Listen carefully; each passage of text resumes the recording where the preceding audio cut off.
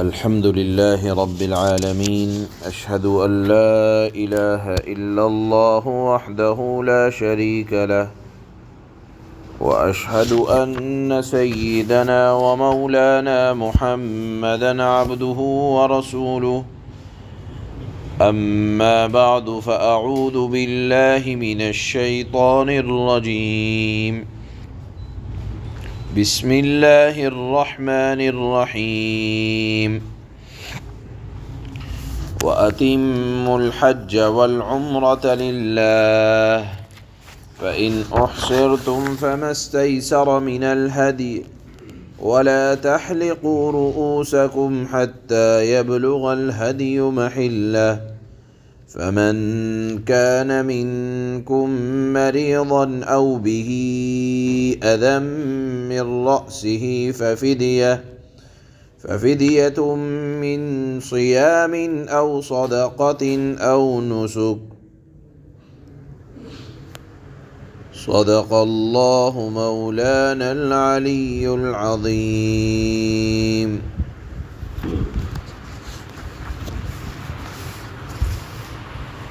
ابھی یہاں سے اللہ پاک حج اور عمرے کے کچھ احکامات کو بیان فرما رہے ہیں۔ واضح رہے کہ یہ آیت اس وقت نازل ہوئی جب اللہ کے نبی صلی اللہ علیہ وسلم عمرے کا احرام باندھ کر مکہ مکرمہ تشریف لا رہے ہیں، اور وادی محصر ایک جگہ ہے، وہاں آپ کو اور آپ کے صحابہ کو روک دیا گیا، اور پھر ایک صلح ہوئی جس کو صلح حدیبیہ کہتے ہیں۔ حدیبیہ کے مقام پر یہ صلح ہوئی، اور اس سال آپ کو عمرہ کرنے سے روک دیا گیا، اور آئندہ سال صلح کے مطابق عمرہ کرنے کو کہا، اور صرف مکہ مکرمہ کا قیام 3 دن کا صلح کے مطابق طے ہوا۔ تو چونکہ اللہ کے نبی صلی اللہ علیہ وسلم عمرے کا احرام باندھ کر آ رہے ہیں، حضرات صحابہ نے عمرے کا احرام باندھ رکھا ہے، اور بظاہر حکم یہ ہے کہ جب احرام باندھ لیا تو عمرہ کیا جائے گا۔ اسی کا یہاں حکم ہے کہ ذرا سی مجبوری کی وجہ سے حج اور عمرے کا احرام باندھنے کے بعد کھولا نہیں جائے گا تا آ کے حج اور عمرہ مکمل کر لیں۔ لیکن اگر کسی مجبوری کی وجہ سے، جو مجبوری اللہ کے نبی کے ساتھ پیش آئی کہ دشمنوں نے روک لیا، یا بیماری آ جائے، یا دکھ آ جائے، یا تکلیف آ جائے کہ وہاں تک پہنچنا ممکن نہ ہو، تو اب کیا کریں؟ اس کا حکم یہاں آیت میں مذکور ہے۔ آیت کے پہلے حصے میں اللہ پاک فرما رہے ہیں کہ وَأَتِمُّوا الْحَجَّ وَالْعُمْرَةَ لِلَّهِ، حج اور عمرے کو اللہ کے واسطے پورا ادا کیا کرو۔ دیکھیے یہاں اللہ نے فرمایا کہ اللہ کے واسطے پورا کیا کرو۔ یوں تو مسلمانوں کے سارے کام جتنے بھی ہوں گے وہ اللہ کی رضا اور خوشنودی کے لیے ہونے چاہیے، لیکن یہاں حج اور عمرے کے متعلق خاص طور سے اللہ نے اس بات پر زور دیا کہ اللہ کے لیے ہونے چاہیے، حاجی کہلوانے کے لیے نہیں، یا اتنے مرتبہ میں نے عمرہ کر لیا اس بات کے لیے نہیں۔ اگرچہ بہت سے کاموں کے لیے عمرہ اور حج لوگ کرتے ہیں، مثال کے طور پر نیت یہ ہوتی ہے کہ مجھے تجارت کے لیے جانا ہے، یا مجھے وہاں تعلقات بڑھانے کے لیے جانا ہے، یا وہاں میری کہیں میٹنگ ہے اس کے لیے جانا ہے۔ نہیں، حج اور عمرہ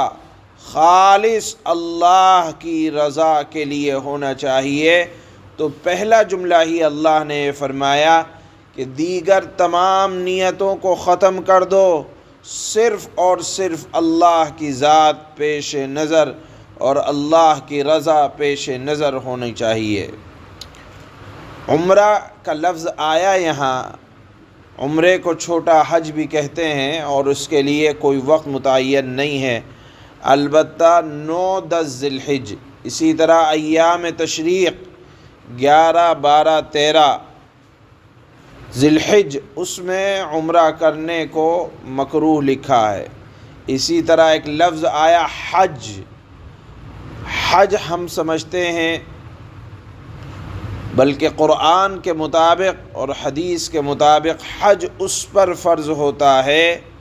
جو عاقل ہو، بالغ ہو، مسلمان ہو اور ساتھ میں اس کے پاس اتنی مال و دولت ہو کہ جس سے وہ بآسانی مکہ مکرمہ پہنچ سکے، وہاں کا سفر کر سکے، اور ساتھ میں کھانے پینے کا انتظام ہو، اور ساتھ میں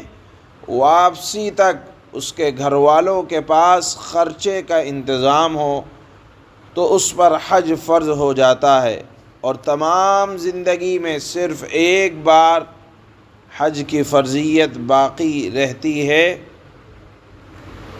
اور اسی طرح عورت کے لیے حج کی فرضیت میں ایک شرط اور داخل ہے کہ اس کے پاس محرم ہو۔ اگر عورت مسلمان ہے، بالغ ہے، مالدار ہے، جا کر آ سکتی ہے، لیکن محرم نہیں ہے تو اس کے لیے حج کی فرضیت باقی نہیں رہتی۔ اسی طرح حج میں بڑی برکتیں رکھی ہیں۔ اللہ نے ایک حدیث میں ارشاد فرمایا، رسول اللہ صلی اللہ علیہ وسلم نے، کہ حاجی یا عمرہ کرنے والے اللہ کے خاص مہمان ہوتے ہیں، اسی لیے ان کو کہا جاتا ہے ضیوف الرحمن، رحمان کے خاص بندے، خاص مہمان۔ وہ اللہ سے دعا کریں، حدیث میں آتا ہے، تو اللہ ان کی دعاؤں کو قبول کرتے ہیں۔ مغفرت مانگے تو اللہ ان کی مغفرت، ان کی بخشش فرماتے ہیں۔ اسی طرح حرم محترم میں ایک نماز پڑھنے کا ثواب حدیث میں آتا ہے 1,00,000 نمازوں کے برابر ہے، اور صرف ایک نماز کا حکم نہیں ہے، بلکہ جو نیکی بھی حرم محترم میں کیا جائے وہ 1,00,000 نیکیوں کے برابر ہے۔ اسی طرح اگر 1 روپیہ صدقہ کرتے ہیں حرم محترم میں، اللہ نے اس قدر برکتیں رکھی ہیں کہ 1 روپیہ صدقہ کرنے کا ثواب 1,00,000 کے برابر ہے۔ گویا کہ اگر آپ نے 1 مرتبہ سبحان اللہ، الحمدللہ، اللہ اکبر کہا تو 1,00,000 کے برابر اللہ نے وہاں کا ثواب رکھا ہے۔ اور اگر کسی نیک بندے کو حرم محترم میں 1 مرتبہ قرآن کریم مکمل کرنے کا ثواب حاصل ہو جائے تو آپ اندازہ لگائیں کہ 1,00,000 مرتبہ قرآن کریم پڑھ، کوئی بھی نیکی چھوٹی ہو یا بڑی، اللہ نے وہاں کا ثواب کے اندر اتنا اضافہ فرمایا ہے۔ بہرحال یہاں حج اور عمرہ کی بات آئی تو حج کو سمجھ لینا چاہیے، اور اس کے احکامات آگے آ رہے ہیں کہ حج کی 3 قسمیں ہوتی ہیں: حج افراد، حج تمتع، حج قران۔ حج افراد کا مطلب یہ ہے کہ صرف عمرے کے لیے، صرف حج کے لیے احرام کو باندھا جائے۔ افراد کے معنی آتے ہیں تنہا حج کے ارادے سے اگر احرام کو باندھا جائے گا تو اس کو کہا جاتا ہے حج افراد۔ اور ایک ہوتا ہے حج تمتع کہ باہر کا رہنے والا، حرم کے باہر کا رہنے والا آدمی احرام باندھے، پہلے اس سے عمرہ کر لے اور پھر احرام کو کھول دے، اور پھر حج کا جب وقت آئے تو اس وقت احرام باندھے، اور پھر حج کے مکمل ہونے کے بعد احرام کو کھولے۔ اور احرام صرف 2 چادروں کے باندھنے کا نام نہیں ہے، بلکہ احرام نام ہے ان تمام پابندیوں کو اپنے اوپر لازم کرنے کا جو حالت احرام میں پابندیاں لازم ہوتی ہیں۔ اسی طرح ایک ہوتا ہے حج قران کہ باہر کا رہنے والا آدمی حج کے ارادے سے مکہ مکرمہ پہنچا اور اس نے پہلے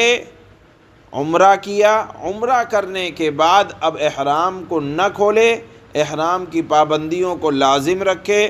اور پھر عمرہ کرنے کے بعد پھر جب تک حج نہیں کر لیتا اس وقت تک احرام کی پابندیوں کو لازم پکڑا رہے، اور جب حج ہو جائے تو اس کے بعد احرام کو کھولے۔ اس کو کہا جاتا ہے حج قران۔ قران کا مطلب ملانے کے آتے ہیں، یعنی ایک احرام کے ساتھ عمرہ اور حج دونوں کو ملا دے۔ یہ حج کی جو تیسری قسم ہے یہ سب سے افضل ہے، اس لیے کہ اس میں پریشانیاں اور تکلیفیں اس اعتبار سے زیادہ آتی ہیں کہ حالت احرام کی حالت یا احرام کی حالت لمبی ہو جاتی ہے اور پابندیاں لمبی ہو جاتی ہیں۔ اب حکم یہ ہے جو آگے آ رہا ہے، فَإِنْ أُحْصِرْتُمْ، اگر تم روک دیے جاؤ، فَمَسْتَيْسَرَ مِنَ الْهَدْيِ، تو تمہیں جو کچھ ہدی کا جانور، یعنی پہلے لوگ حج کی قربانی کے لیے جانور ساتھ میں لے جایا کرتے تھے، اللہ کے نبی صلی اللہ علیہ وسلم کے ساتھ بھی جانور تھا قربانی کے لیے جو حج میں پیش کرنی ہوتی ہے،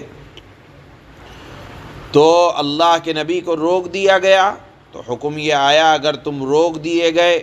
تو تمہارے پاس جو قربانی کا جانور موجود ہے اس کو تم حرم محترم میں بھیج دو، وہاں قربانی کرا دو۔ تمہاری قربانی جب ہو جائے گی اس وقت تم اپنے سروں کو مونڈ لو، اور اب تمہارے لیے حکم یہ ہے کہ احرام سے باہر آ جاؤ، اور پھر بعد میں جب بھی تمہیں امن ہو جائے تو اس وقت تم جا کر عمرے کی یا اگر حج ہے تو حج کی قضا کر لو۔ یہ حکم اللہ کے